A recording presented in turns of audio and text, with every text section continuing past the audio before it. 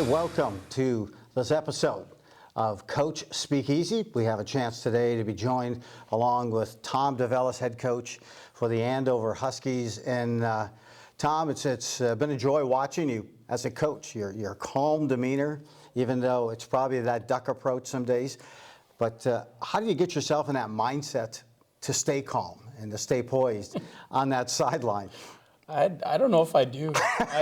People tell me that I look calm, and I don't think I am. I mean, if you asked our players, I think they'd say that I'm pretty fiery and I have a lot of passion. Part of it is telling the kids too, like throughout the course of a game, that you got to ignore the hills and the valleys, and you got to have the ability to let things go and go on to the next play. And I think kids feed off of the energy of coaches on the sideline, right? And so, I do think I have some fire, but at the same point, I don't think, it's too much and out of control that then we lose our kids. Let's talk a little bit about you growing up in Wisconsin. What really inspired you to get involved in coaching? A couple different things. So when I grew up, I was the youngest of four. My dad was somebody who had helped coach like youth sports stuff. Obviously, back in that era, 30 years ago now, right? It was different. I didn't start football till I was in sixth grade. My brother played football as well. Didn't start till sixth grade. It was all done through the school. It wasn't youth associations like it is now. So it was a lot, it was always just the dads who were around there helping. And so it was something that my dad always did. And then when I was 12, he passed away. And so there's a couple kids that I graduated with that were in my grade who really took it hard. Just because of the impact he had on them as a coach. And so that always kind of resonated with me. And then my high school football coach is still coaching to this day. He's coaching his grandkids right now at our high school. He's, I think, top 5 in the country of all-time wins.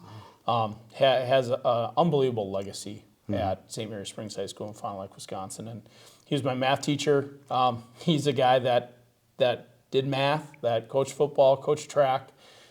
Really kind of helped me on my path of where I wanted to go. Now, he was a guy that had fire. I mean, I talk about a guy that would get mad on a sideline, but he's also a guy that, as he's sitting there talking to you at the end of the year, he's crying like a baby, right? Because he loved all of his players so much. So I'd say those two guys made the early impact the absolute most on me. That's great. Post-college, and you get a chance to go to Blaine. Yeah. And you take a job there as the offensive coordinator for a couple of years. How was that for you? Yeah, it was good. When I was playing college football, my position coach was Gordy Shaw, who, if you ask anybody around that time of the late 90s, sure, he was the connection to high school football for the staff of Minnesota Gophers. And so I knew after 2 years of playing, I did what I wanted to do. I wasn't going to go on anywhere. That was not my destiny. And so I talked to him and said, hey, I want to start coaching. I want to start teaching. And he's like, I've got 2 programs you can go to. He goes, Eden Prairie right now in the state of Minnesota is dominant. They've just won the last 2 state titles. He goes, or you can go to Blaine. They've lost to Eden Prairie the last 2 years in the state title game. He goes, the one, you will have the greatest football experience in the world. He goes, the other one, you'll also figure out how to coach properly and treat people the right way, and you'll make a bigger impact on people's lives ever. And I said, well, that one sounds pretty cool. So he actually introduced me to Dave Nelson at Blaine. Sure. And that for me, the minute that happened, I was never going back to Wisconsin. That connection was too strong. The staff that we had there between Dave taking me in as a 20-year-old kid, had me coach with him in varsity right away, just to keep me under his wing and show me some stuff. And then from there, it was the relationships with all the other guys who, when Shannon Garrity became the head coach, who had played there, it was something where the two of us were doing a ton together. Where he was the head coach, the DC, I was coordinating the offense, to the point where when Shannon decided he was going to become an activities director, gave me the opportunity to become the head coach, and it was carrying on that legacy that those guys had built. You mentioned something about Dave Nelson and having a chance of that connection. What kind of things did he do that made you feel connected with him, and that he was glad to have you as part of the staff? He's one of the most personable people you've ever met. So our trainer here, Lisa Jensen, her son Brady's a senior for us right now. Lisa started the same time I did in 1997 and 1998, and her last name was her maiden name at that time. Well, Nellie just saw her a year ago and went up, gave her a hug, and goes, "Oh, Lisa Ostreim." Called her by her maiden name. And he hasn't seen Lisa Price since he left Blaine in 2001. And so this is 20 plus years later, and he remembers her, and that's what made him different, is he remembered people. And you would hear that from everybody. He just did a lot of things, and it was wherever he was, he had an impact on people's lives. And I think that's why, because kids would fight for him because they knew how much he cared for them. Garrity decided we need to switch up the offense a bit. How did you have the kids prepared for that switch and that transfer to that spread offense? Well, we were 2007, and we were playing here, and we ended up losing to Andover. That was the first time they made the state tournament, was that year. And so we had a quarterback named James Peterson, who was a baseball kid, really, really great football player, gunslinger type of a kid, and he's playing wing T quarterback. And we got introduced to, his name was Tony Franklin, college football coach, who kind of had a system in place. And it was, this is how we call plays, these are formations. And then it came with like learning videos, and it came with the opportunity to meet with him and go to clinics with him and then call him during the season on Sunday nights. And it's like, you got a major college football coach who's taking the time out for 2 hours on a Sunday night to take phone calls. Wow. And so in 2008, that's the first year we ran this system. And we went from being 2-7 in 2007 to the next year we ended up being 10-2 or 11-2, and we played in the Prep Bowl that year. And so, to me, it was a testament to a system.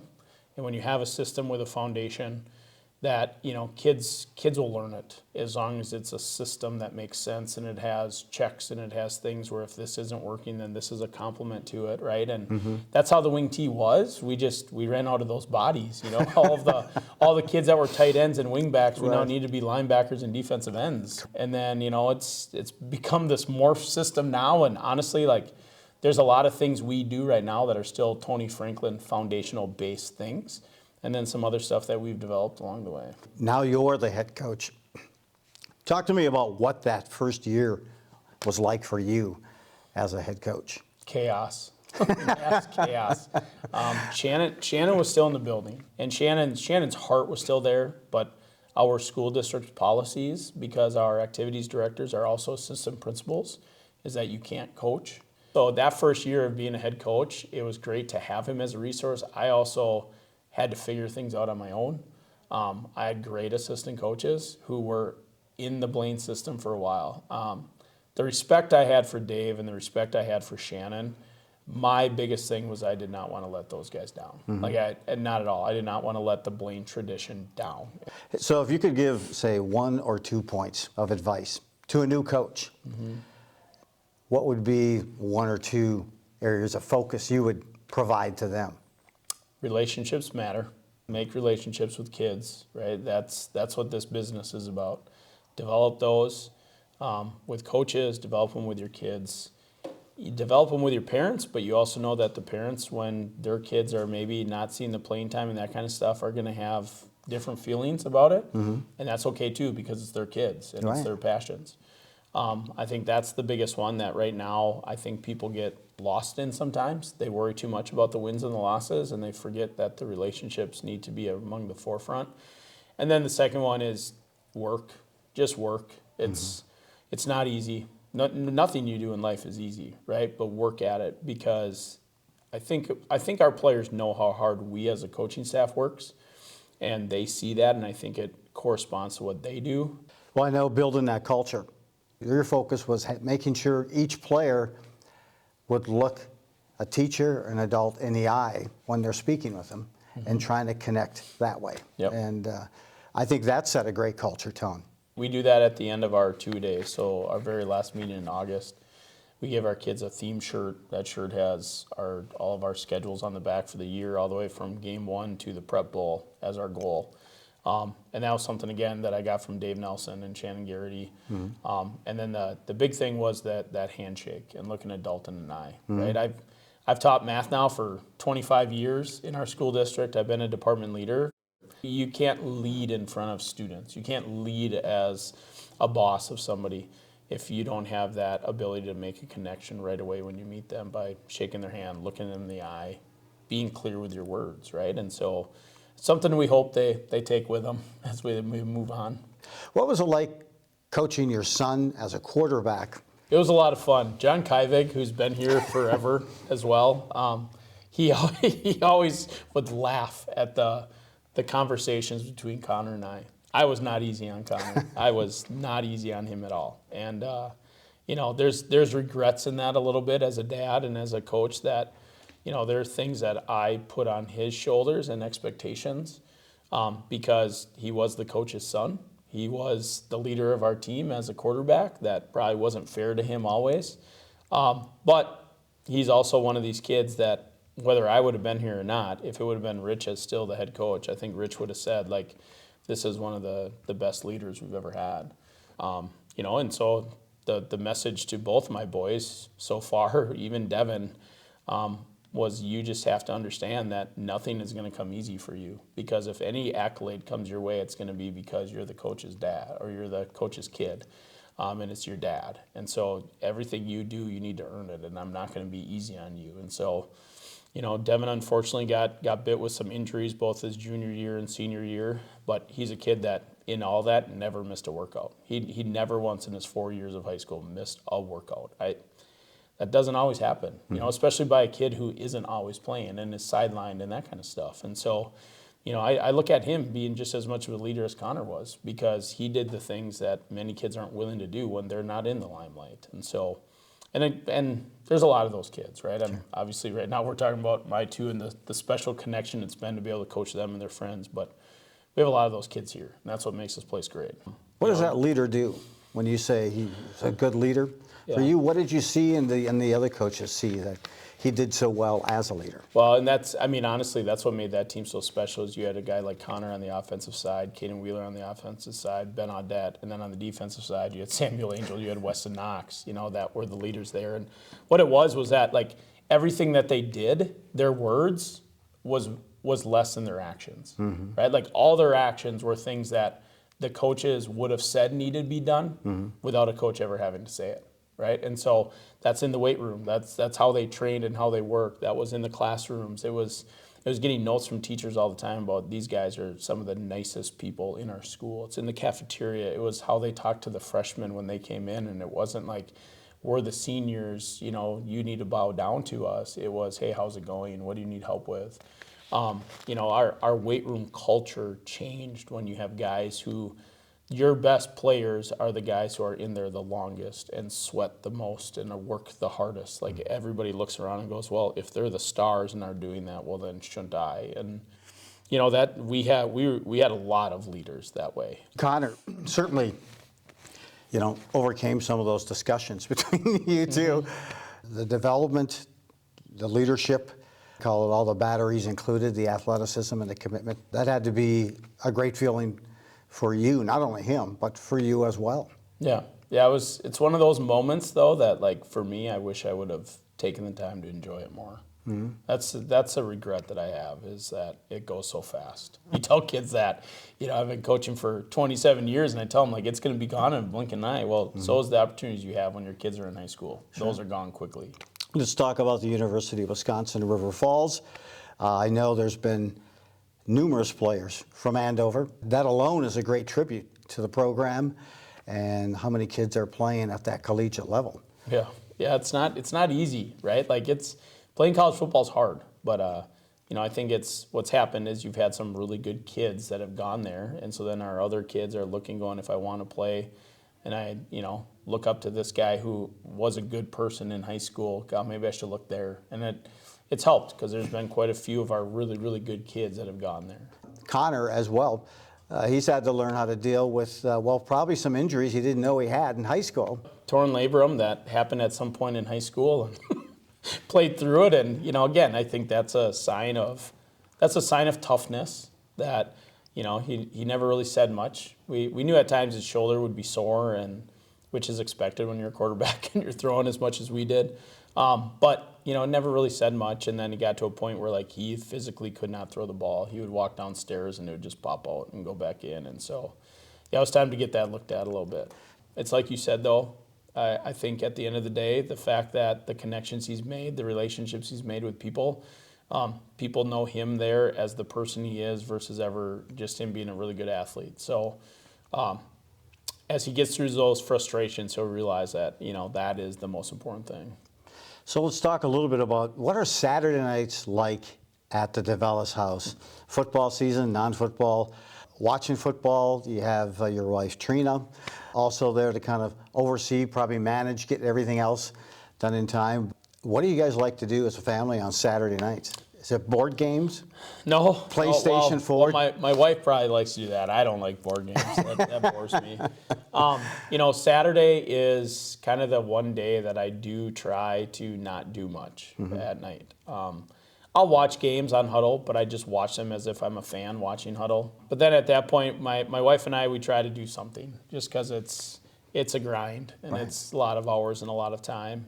Now it's, when we get a chance to go to River Falls, we'll go to River Falls with both older boys there. So we go down early and we tailgate, and our middle son, Devin, will come and join us with Mason, our youngest, and then we'll go to the game. And the off season, my wife is the head dance team coach at Blaine. So then it's like a complete role reverser in our house. So she has dance competitions all day Saturday, and it's funny because when the boys were younger, like I would take the stroller with all three boys to day-long dance competitions every Saturday of the winter season. So now that the boys got older, and Mason especially is still in traveling basketball, it saved me because I can say we have a traveling basketball tournament.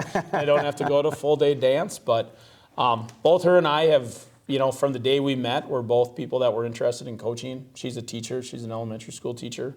So we kind of live that life of like, two coaches, two teachers. But it's something where like we have both said our kids have at times maybe missed us at different parts of our seasons, right? In the fall, I haven't maybe been at everything for them. And my wife in the wintertime has missed some things. But the one thing our kids, I think, have seen is firsthand dedication and commitment and putting the needs of others before your own. Overall, I hope that it's something that our kids use as a value as they grow up and become adults. When I asked you about making it to the semifinals of the state tournament and that tough loss to Chanhassen, who eventually won the state tournament, when I asked you to talk about that, the first thing you mentioned was the kids on the team deserved that experience. Our kids work hard. One of the things that we did differently was we had people come in from previous state tournament teams. So Garrett Prentice, who's one of our freshman coaches on staff, was on 2 Andover teams before that lost in the section quarters. We actually had Andy Grubner come out and talk to kids too. Connor came back from River Falls, talked to our guys. And all of them, what we asked them to talk about their experience in high school, what it meant to them, what it also meant to be that close and not get there, and to be one of the teams that has made it to the state quarters and hasn't seen the next round. Yeah. And all of them talked about like how special it was and that it would be great to do that. And the thing that they missed the most is the locker room conversations, the stretch line conversations, that time. And they said, don't worry about the result of the game.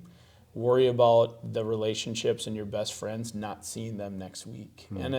And having those guys come out and say that, I think, was a different shift in mindset than worrying about getting to that next game. We tell our kids, don't be selfish often, but we used that term last year to say, be selfish for next week. That's okay. Be selfish to be with the kid next to you. Luke Denicky and Chase Pemberton that have been lifelong friends growing up, right? And there's a whole nucleus of those guys, and you look at that and say, be selfish to have one more week together. And they took that on, and it was fun.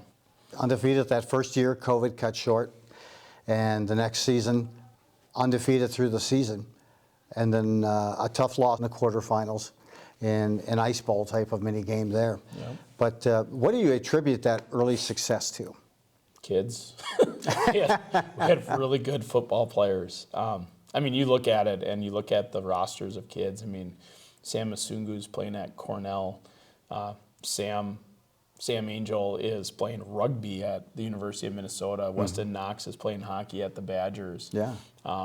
We have guys that are playing Division III football, you know. We have guys who decided that they didn't want to keep playing sports, but they're just really, really good athletes.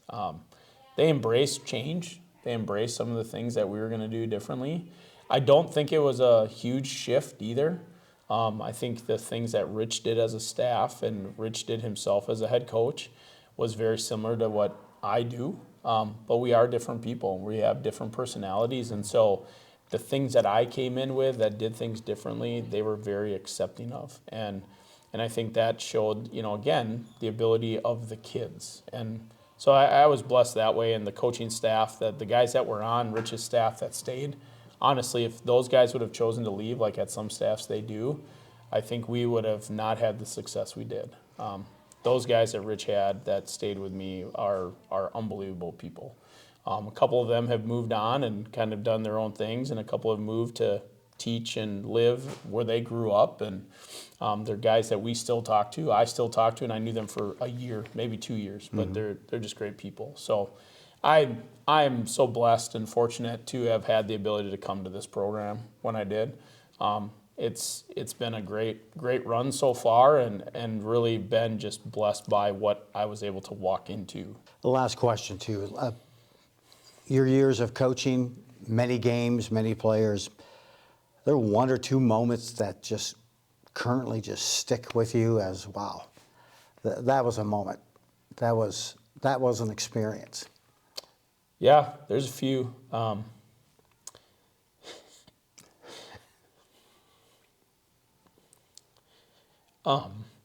Comes back to kids, relationships. There's a kid named Eric Hagan who I coach at Blaine.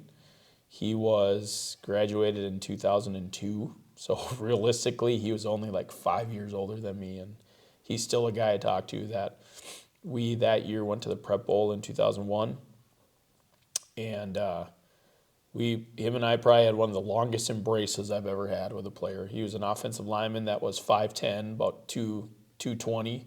I actually just talked about him today to our kids afterwards. Best offensive lineman I've ever coached. He had so much passion. It was unbelievable. He's a guy that he would do anything for anyone, and everybody knows that to this day. You know, you have players like that. You have players like Connor Melton at Blaine, 2016, 2017. He was a freshman B quarterback. He ended up not even starting half his games as a sophomore. Doesn't start for us his junior year until game 4 because our starting quarterback separates his shoulder. Goes against Totino Grace, the number 1 team in the state, powerhouse in the state that year. Doesn't flinch and ends up taking us all the way to the state semis against that same Totino Grace team. And we were within a 2-point conversion of beating them. And that kid just took everything on his shoulders. Didn't say much. You know, he had a great smile, great personality. He was a lefty gunslinger kid. But a couple of years ago, he's coming back from, he's at Arizona now, lives out there in Arizona, and was flying back home and heard that I was somewhere and stopped there instead of going home to come and say hi. Wow. That's an impact. And then 2 years with my kids. Yeah. That means a lot. My son still has a picture of him and I hugging against that loss against Rogers at Osseo High School. And just like that memory and the ability for us to be on the field together, that's irreplaceable. Because like right now at my house, when they're home, Caden Wheeler is at our house. Noah Van Voorst is at our house. So you got Sam Masungu then, who's one of my son Devin's really good friends. Ben Kopetsky is at my house. There's groups of guys that are at my house from those 2 years, and it's just laugh and great relationships, and you're seeing the great things that they're doing. So those would be the highlights for me, but it comes down to those relationships with kids. Well, thanks for sharing. Yeah. That's it, and I think that's a reflection of your connection and your ability to relate, build that trust, and build a team rapport as well as it continues. It's been fun. Well, hopefully I have a few more years here. Hey, Tom Develice, thanks for joining us. No, I appreciate it. Thank you.